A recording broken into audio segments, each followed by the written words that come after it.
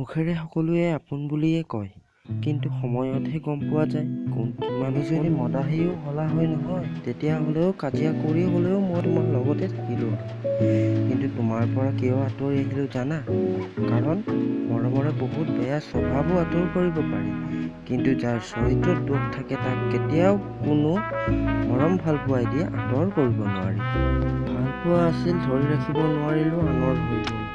সম্পৰ্ক আছিল চকুপানী হৈ বৈ শেষ হৈ গ'ল। ৰৈ গ'ল মাথো অকলে আশাবোৰ বুকুত সামৰি, নীৰৱে এখন ভগ্ন হৃদয়ৰ সৈতে। জীৱন আৰু জীৱনৰ আপোন মানুহবোৰক গুৰুত্ব দিবলৈ শিকিলোঁ, কিয়নো এবাৰ হেৰাই যোৱাৰ পাছত জীৱনো উভতি নাহে, মানুহবোৰো উভতি নাহে। জীৱনত যিমান ভাল কাম কৰা, কিন্তু মানুহে প্ৰশংসা তোৰ পাছতহে কৰিব।